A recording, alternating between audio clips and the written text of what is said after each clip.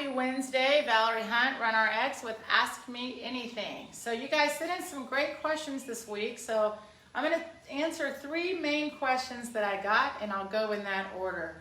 So the first question was about pronation and supination, which are good buzzwords in running. So I'm going to talk about that. The second question was interesting. The question was about pulling the foot up versus jumping, which is really a good question.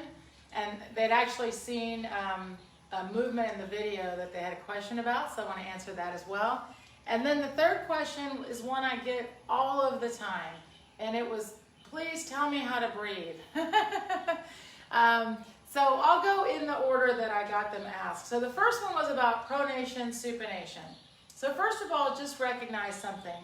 When you go, have you ever been to a running shoe store or gotten a gait analysis and the person will say something to you like, you pronate or you supinate? And I used to say to people, when someone says that to you, you should say, oh, good. So what is pronation? What is supination? So it's the way your ankle moves, okay? So the ankle itself is a joint. Like your wrist is a joint, shoulders, hips, knees, right? We've got joints. And the joints are not muscles. So we want what's called a floppy ankle when we run, meaning in the air, when my foot is not on the ground, when my foot is in the air, it should be completely relaxed. So if it supinates, pronates, does this, does that, we don't care. In the air, it's just hanging out.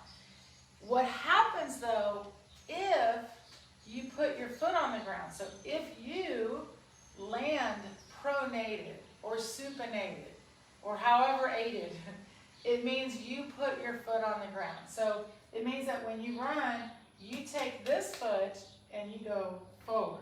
So by the way, the body doesn't care. You can land on the outside, you can land on the inside, you could land on the heel. Some people land like this. Now it hurts, it's not a great thing to do, but your body's like, whatever. It will take wherever you land the foot and put it back like this in a nice neutral way where you can support your body weight. So if your foot is pronated on the ground, supinated on the ground, turned this way on the ground, flexed, pointing, any tension in the ankle is going to be what's called active landing, which means you are putting your foot down instead of pulling up. And then this was the best part of the question. They said, and are you 100% right? Yes. How do I know that? Because I've studied this for a long time, and there's just a reality. You can only do one thing. Like multitasking, we all think we can do a bunch of things, not so much. Really, it's one movement at a time with this running bit. So if I pull my foot up from the ground and this foot's relaxed, right now, what is holding my foot up in the air right now? Does anybody know? My hamstring.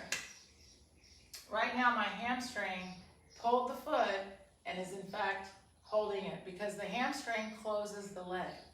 See? So the hamstring closed the leg and there's my foot just hanging out relaxed. My work is with the foot on the ground. I'll let the hamstring hold this foot. So what happens is when I pull my foot, the hamstring lets go and gravity puts this foot on the ground. So I pull and gravity put this foot down. How does that happen? Well, it happens because if I do nothing, gravity's constantly working. I cannot do both. I cannot pick my foot up and put this one down because if I try to do that, so I'm going to try to do that, here's what will happen. Ow. Ouch. You see what just happened? I still had to pull this foot up. Gravity was already taking this one down, and then I added body weight. I added impact. And it didn't matter how I landed. That's what I mean. If you're landing, it's going to be a problem. I'm not running anymore. So just keep that in mind. If you are landing on the ground and the foot looks like this, or like this, or like this, or like this, instead of thinking don't do that, then only think of what to do. If I pull my foot up from the ground, the lifted foot will land at the right time and in the right place. That's the best part of all this. So what's important to understand is that in 100% we're going to travel in our run, right? We hope so. So what happens where we get lost, I'm going to use this stick here so you can see. So I have two choices. Either I'm going to take this foot and go, oh, I want to really reach my stride out and do this. I landed the foot, you see? I didn't pull my back foot. What did I do with my back foot? I pushed. If this foot stays on the ground and your body goes this way, again, that's you pushing. Now I'm pushing. My calves are taking all the pressure, my foot, now my hamstring. You see, it's just the wrong intent in my movement. However, if I only think of pulling, and instead of thinking about reaching or anything like that, I simply fall and pull. You see I'm back in pose. If I want to increase my stride length, I have to increase my angle of fall. I should have moved that. Okay? So in place, I don't go anywhere, right? You have to practice like this. You have to practice in place, pull, back in pose. Pull, back in pose. Pull. See, in place, I have to practice to develop my ability, right? It's learning. Then I want to start learning how to travel. So I'm going to roll this out a little bit because it's pose, fall, pull. So now pose. When I fall, hold. Hold this line. Fall, pull. You see? And then I travel. Then if I want to travel more, it's not about reaching. It's about taking more pulls. So if I want to travel more, I fall and I have to pull my foot up more often. Frequency of cadence goes up with my speed. So again, if you are pronating or supinating and all that stuff is going on, it's because you think that in order to travel or go faster or whatever the thing may be, you think it's supposed to be this way. So once you switch to that's not it, you get rid of those things. I'm not kidding. I haven't had shin splints in well over maybe 15 years. And I used to get shin splints all the time. And I went to the shoe store and the guy said the same thing to me. He's like, oh, you pronate. I was like, oh no, what do I do? And he said, buy these magic shoes. And then when you run, push and reach. All the wrong things. Because again, we're looking at the wrong side of running. And when we look at what we're supposed to do in running, which is simply let our body free fall, and we pull our foot up, those other things go away. That's the best part about it. So don't worry if you pronate or supinate. Who cares? What's important is you do ankle mobility exercises, right? You do some kind of self-care, I hope, on your feet and your ankles and work on elasticity so that when you're running, you have the ability to continue pulling, right? When people get tired in a race, this is important. And then I'll tie back into the second question, which is jumping versus pulling. I'm gonna go right into that second question. So somebody said, I was watching one of your videos and it looked like you were jumping. And I just wanna understand, are you jumping in place, but then when you run, it's a fall pull? Yes, and it's a great question and it's a great, like to know. This is fun for me because it means you watch and you listen and you got something out of it. Okay, this is important. So, is running jumping? No, because running is free falling, and which direction do we want to travel? This way, right? Not so much up and down. Now, keeping in mind, there's going to be some minimal vertical oscillation because even though we're falling is only the same thing. We fall down, right? So we are actually falling down, however, we're redirecting. Meaning, in place, I can only go up and down. So in place, when I pull, yes, there is absolutely a little bit of jumping. I prefer the word hop because jumping implies extension. So jumping would be like I'm trying to jump up. Like I'm trying to travel up, right? So my legs extend, I'm trying to really be long. So in running, we don't want to do that. We want to maintain our S-like shape. We want to be bent. So this is important. in place, yes, a little bit of exaggeration, right? I'm waiting, I'm pulling. So yes, in 100%, it's going up and down. I have no other choice. When I fall forward to run, and move my little stick. When I fall forward from pull one, I have to pull my foot up from the ground before my lifted foot lands. I'm gonna have a faster way to say that. So when I'm drilling, like you're not gonna start your run like this, right? But in a drill, you are, and so you're learning. So yes, my first pull is very aggressive, like a jump. So it's up, up, up, up, right? It's me doing that because it's a drill. When I'm just running, so if I'm pulling in place, I'm not running, I'm pulling in place. But if I start to travel, watch, you see my feet stay the same. I'm not jumping. My foot's going up and down, right? But my body weight is going forward. So just keep in mind that in place, there's going to be some up and down. But as you fall, there's going to be much less. So in my drills, yes. In your drills, you too. Exaggerate, exaggerate, exaggerate, right? So that when I run, it's a natural response. That's what you want when you run. You want to run, you fall, and that foot pulls up in response. Like I'm not looking for the ground. I can see it's there. I'm waiting to just know it's my time to pull my foot. So again, it was a great question because yes, the drills are very jumpy so that you can develop muscle elasticity and strength in your feet, in your calves, in your hamstrings, and your hips. So when you're running, you're just maintaining that great elasticity to be able to keep traveling forward. So that was a great question. Yes, some jumping happens in the drills, not jumping in the running. And the last question was breathing. So here's two things I'm going to say about breathing. One, it is like the most natural thing to do. Like you talk about running being natural, breathing was first. So you don't need to teach yourself really breathing. You breathe all the time. What you really need to do is two things. One, when you are running, right? First of all, if I've never really practiced running, I'm new to running, or I just started with Runner X and I'm like, oh my gosh, most people when they come into the Runner X program, they are running only using active muscle contraction. So their heart rate isn't really up. They're exerting and they're tired and their muscles are tired and there's a lot of fatigue. However, it's not so much cardiovascular. So it's interesting, if you go to mile 20 of a marathon and just watch people, not so much the elites, but just the rest of us, most people are not at mile 20 going, that's not their problem. They're at mile 20 like, oh, my calf, or oh, something's hurting. Running is cardiovascular. You should have to breathe hard. It's hard, it's running. So one, do not be afraid of breathing.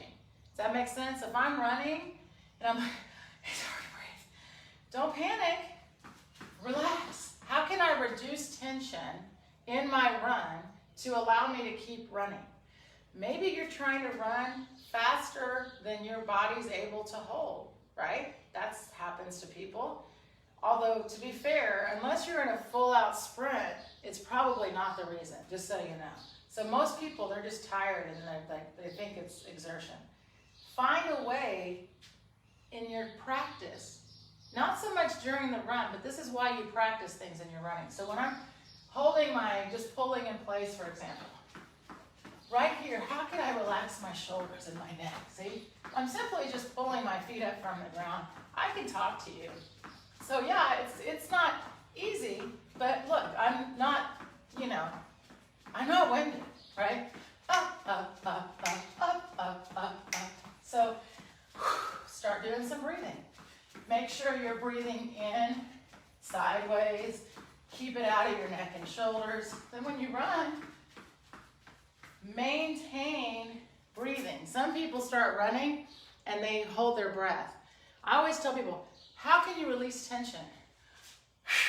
Let go. Whoo, right? somebody's stressed out around you, don't you say things like, take a deep breath, whoo, relax. If you really can't breathe, you're tense. And a lot of people, when they get tense, they like lift their shoulders. Practice running. And when you're practicing running, practice things like, prepare for tension. That's what I say. If I start running and I'm like, whoo, it's really hot, or I'm going really fast, I can't breathe. First thing I do is try to get some tension out, reset my pose, maybe do a check-in, and get my control back. You control your breath. First, control your run, though. Match your run to your breathing, or your breathing to your run. Does that make sense? If I'm running and I'm out of breath and I'm not trying to be, then bring your fall back, right? Because you are probably trying to move your arms and legs, and it's making you tired more quickly than you should be. When you run with pose, 10% more efficient, meaning I should be able to run 10% faster at 10% lower heart rate, right? If I'm doing it correctly. That does mean, though, and this is important, again, running is cardiovascular. I should be breathing. I'm running. It's a huge part of why we run. Connecting the breath to our movement is huge. So when you're running, practice, right? This is why drills are so important. Make breathing a drill. I have a great breathing drill. I'm sure it's in the reboot. On our YouTube channel, we have a 30-day reboot. Takes you through 30 days of practice. Very simple, but start at day 1 so you understand. First, I have to practice the action. What is running? Running is free falling, holding the running pose. So it's pose, fall, pull. That's number 1. So let's say you're really struggling with your breathing. So in the membership, by the way, I have a great membership. It starts with you sending me your run, right? Say you said, hey, I'm having trouble breathing, or hey, my foot hurts, I pronate, or whatever it is. And you show me your run, and I show you back, oh, did you know your head is here and your shoulders are here? You probably really can't get a full breath in because you're just out of pose. We check your pose. And then are you in fact falling, or are you pushing back, or are you reaching forward? Those movements are incorrect for running, and they use a lot of energy, but not the energy you think you want to use. It's not positive energy. It's not cardiovascular energy and my blood's going through my system and my body's flying forward. It's pounding and impact energy. It's fatigue and it's stress and wear and tear. So if I'm really struggling with my breath and my running, I highly suggest starting with interval training. Run as far as you can. Then if you really can't breathe, stop. Take some deep breaths. Then restart by running, right? Stand in your running pose. Pull, up, up, up, up, up, up, up, relax. And then, you see what I mean? The more you practice running, everything starts to come into place because you release tension. Anytime I'm doing a movement more efficiently, that means I'm reducing tension where it doesn't need to be. Take all of the energy that you're wasting by being tense in your shoulders or reaching or pushing, you let all that go and you put it into actual running.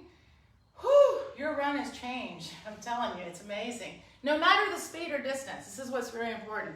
I'm not ever talking about how fast I run or how long I run, just the joy in the run, right? And just so you know, almost everyone that comes into the RunRx membership is like, I signed up for a marathon, an ultra marathon, triathlons. Like, I'm an event junkie, or I used to be. I completely understand.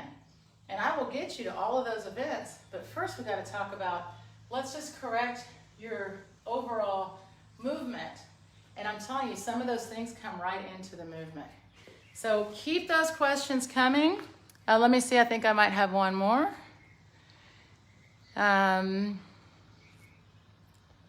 All right, nope, that's it. By the way, you're always welcome to ask a question while I'm on live. I try to stay on about 15 minutes. So you're welcome to ask a question if you think of it. And if you're like, oh, I have a question, but I forgot, you can email us anytime. Go to our website, runrx.fit. You can comment under here on the Facebook. We put this on Instagram. So if you put a question in the comments, we're more likely to see it if you tag me or tag us, tag RunRx. And again, like I said, you're welcome anytime. If you do have like an existing pain, you can always take the quiz on the website, and it helps you to see maybe you're reaching, maybe you're pushing, and it helps you start thinking about how to change your movement. The reboot on the YouTube channel, skills, strength, and self-care. Because let's say you've got a hurt, like my plantar hurts, my whatever, my knee hurts, my hip hurts. I hear this a lot. And I've been stretching, Valerie, I've been stretching, I've been rolling. Okay, that's nice. Have you been working on your movement? Have you been working on the movement of running? Have you been really working on your running position? Because 1,500 steps on average a minute, a mile, a mile, and most of us want to run more than 1 mile. So if I have a challenging time holding this pose, which is the running pose, just for a frame, think about how I'm going to hold that for miles and miles, right? So there has to be strength. It's a run-specific strength, right? So I need to do all the stretching and the rolling and all that's fine. Yes. And I need to do some strength work on my feet, on my hips, right? To hold my shoulders, to hold my ears, shoulders, hips in line is important. So it's all run-specific, which also could be walk-specific, standing-specific, sitting-specific, right? We just have to hold that same line all the time. But skill is number one. Skill is number one. So if I'm just stretching a whole bunch, or I'm like, hey, I'm doing all these foot exercises, that's great. You're going to have really strong feet. You still need to learn how to run. So we really put that together well for you. Skill, strength, and self-care. I'd love to see you in the membership. You get to show me your run, check in with me on running, and your drills, and then we also do Zoom coaching. So if you're getting ready for a race and you're like, man, this is my year, I really want to do this pain-free, love to see you guys. All right, keep the questions coming. Have a great week, and I'll see you next time. Thank you.